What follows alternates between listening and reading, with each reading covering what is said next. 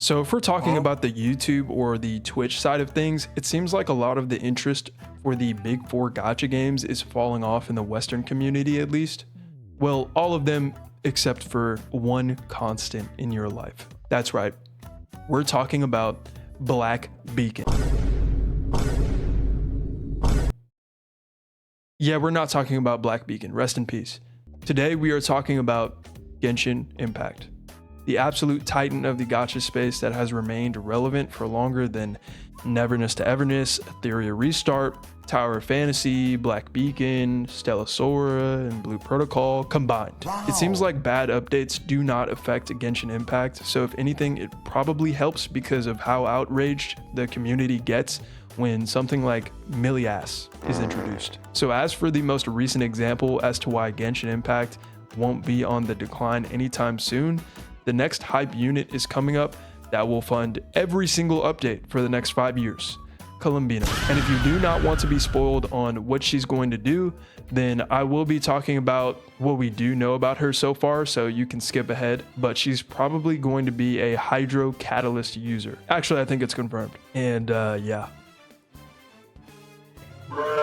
We do not have enough of those. But apparently she is going to be a lunar reaction buffer. Allegedly. As annoying as the lunar reactions are, you would think that this would make people be less interested in this game. Reactions that are straight up locked behind certain limited characters. Well, we can rule out Genshin paying for bots to defend the game, although they definitely have the budget to do something like that. I'd say that Genshin takes up the only spot available for its niche. What I mean by that is that gacha games can take up a lot of your time, and a lot of us aren't based enough to play 17 at one time. Bruh. So for example, a game like Wuthering Waves should aim to be as far from Genshin as possible. It's fine to take inspiration, but Wuthering Waves needs something more to separate itself from Genshin, especially with how slow the updates have been for the game recently. Maybe be more Souls-like or lean into co-op a lot more, because we all know how mediocre the co-op experience is in gacha. When you have a game like Where Winds Meet that recently just made its debut, you start to realize that if a game like Genshin Impact was released in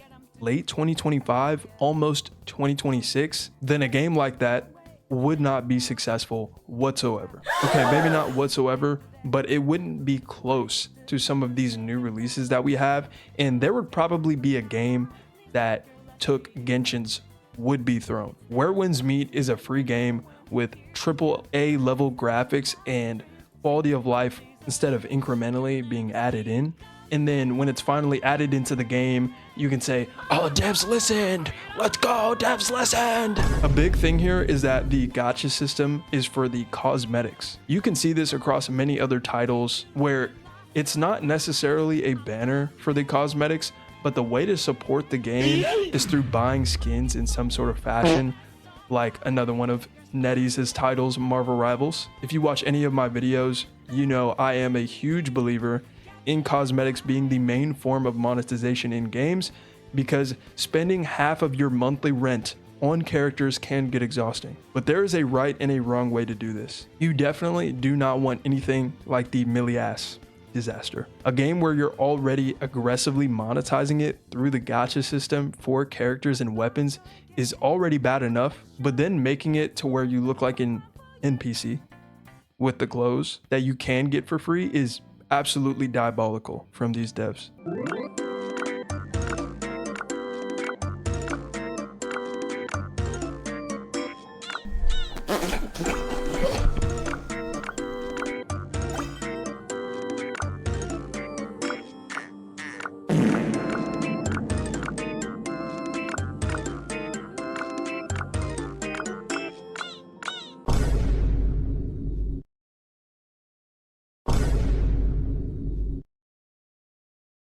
So I don't actually expect this to be an issue when it comes to other games, because only Genshin Impact would mess up something this simple. What's hurting a lot of these new releases is the fact that they aren't having very good launches at all. First impressions are everything, especially in the video game industry a lot of times. If these companies don't get it right the first time, then the consumer will never come back around to try again. Take, for example, the most recent victim of the EOS curse, Black Beacon. I know I said we wouldn't talk about that game, but they are a very great example of the worst way to launch a video game. I thought it would be common sense to not play favorites as a company trying to make money. I don't know.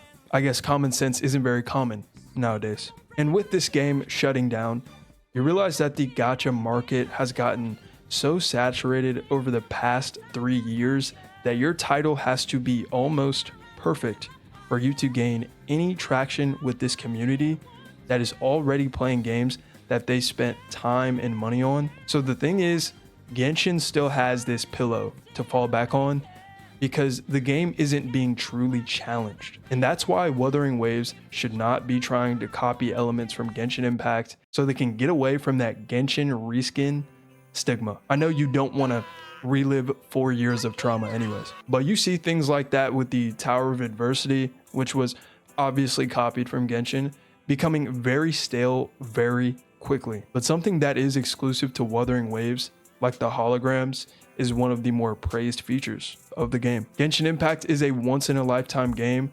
Whether you love it or hate it, they have accomplished something that we probably won't see again in the gacha space for a very long time, and we may never see a game that has this big of an impact on launch.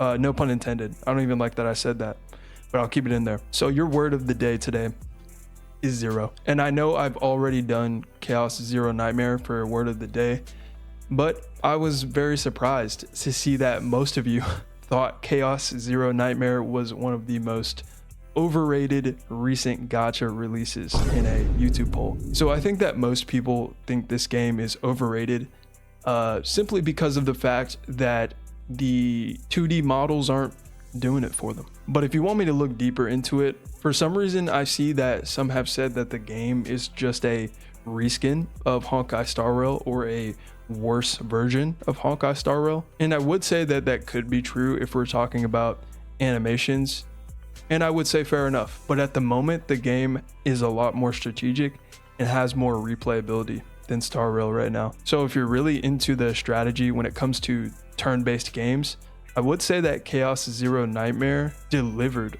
on the idea of what a turn-based gacha should look like. Characters that have chest sizes that take up half of the entire screen. Yes, there is some crazy fan service here. We're talking about high school DxD levels. I don't know when this video is going to come out because I have been backed up with finals for school, so I haven't had time to make these as much. So please bear with me because this is usually the most hectic time of the year. Thank you so much for watching this far if you have. Look at today. Peace.